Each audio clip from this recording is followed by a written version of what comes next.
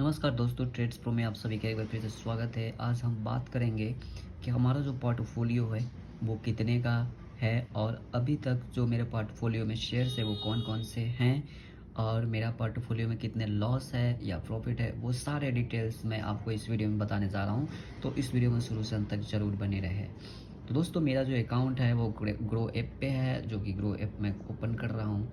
ठीक है, और मैं लॉगिन कर लूँ तो ये मेरा ग्रो ऐप अकाउंट है। और ये आज का देखोगे मार्केट, तो मार्केट जो है वो निफ्टी 50 17.70 क्या हुआ है, अप हुआ है, पॉइंट इंक्रीज हुआ है। और बैंक निफ्टी की बात करें तो वो 310.60 पॉइंट्स ऊपर गया है। ठीक है, और मैं अपनी होल्डिंग्स की बात करूं तो जो मेरे होल्डिंग्स है वो आप लोग देख सकते हैं। जो टोटल रिटर्न्स है वो 125 रुपया 5 पैसा यानी माइनस में है। और जो आज का जो टोटल मेरा वन डे का रिटर्न्स है वो 331 रुपये 45 पैसे का आज का प्रॉफिट, यानी 3.5% का आज मुझे एक दिन का रिटर्न मिला हुआ है। और जो मेरा जो इन्वेस्टमेंट अमाउंट है वो 9,932 रुपये 40 पैसे है। और जो करंट उसकी जो वैल्यू है वो आप लोग देख सकते हैं 9,807 रुपये 35 पैसे हैं।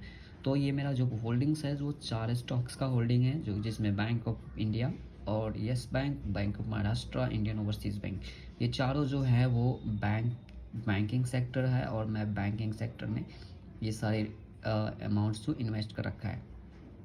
मैं अदर सेक्टर भी ऐसे 4 स्टॉक्स ढूंढूंगा जो कि अदर सेक्टर का हो, जैसे आईटी सेक्टर का मैं लूँगा, फिर उसके बाद मैं कंज्यूमर सेक्टर का लूँगा। तो मैं धीरे धीरे अपने पोर्टफोलियो में ऐड करूँगा अलग अलग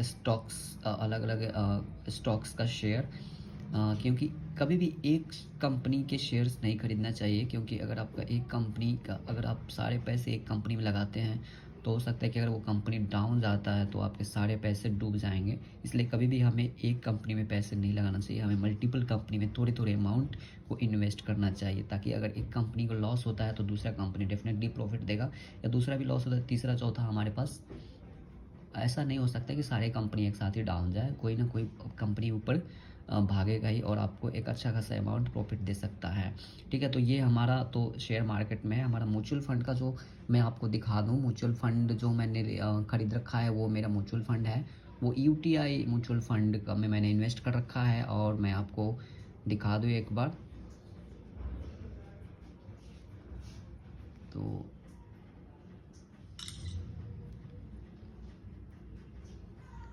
ये मेरा देखोगे म्यूचुअल फंड में जो मेरा इन्वेस्टमेंट है वो बाय स्कीम, मैं आपको एक बार दिखा दूँ। बाय स्कीम जो यूटीआई निफ्टी 50 इंडेक्स फंड है उसमें मैंने इन्वेस्ट कर रखा है। और एक दूसरा है जो UTI Nifty next 50 index fund है, ये दूसरा प्लान है जो कि ये भी इक्विटी में डील करता है। और दूसरा यूटीआई निफ्टी 50 इंडेक्स फंड भी इक्विटी में डील करता है। तो यूटीआई निफ्टी 50 इंडेक्स में जो मेरा इन्वेस्टमेंट है वो है 47,957 रुपये। और जो इसकी करंट वैल्यू है जो कि 50,841 रुपये, यानी हमें जो प्रॉफिट मिला है वो अभी तक 5% का प्रॉफिट मिला हुआ है। और दूसरा जो है UTI Nifty next 50 index fund, उसमें जो मेरा इन्वेस्टमेंट अमाउंट है वो 12,499 रुपये का है। और करंट वैल्यू जो है वो 13,141 रुपये का है। ठीक है, और उसमें जो मुझे प्रॉफिट मिला है वो 5.13% का प्रॉफिट मिला है। और ओवरऑल देखा जाए तो मेरा जो इन्वेस्टमेंट अमाउंट है वो 60,496 रुपये का है। और जो करंट पोर्टफोलियो वैल्यू है मेरा वो 63,982 रुपये का है।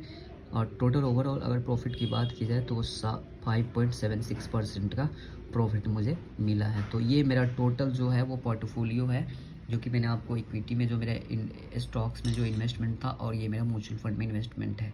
ठीक है, तो ये था जो मेरा रिटर्न जो मिला है अभी तक। ओवरऑल 5.76% म्यूचुअल फंड में मिला है। बट स्टॉक्स में अभी भी मुझे अभी लॉस में जा रहा है।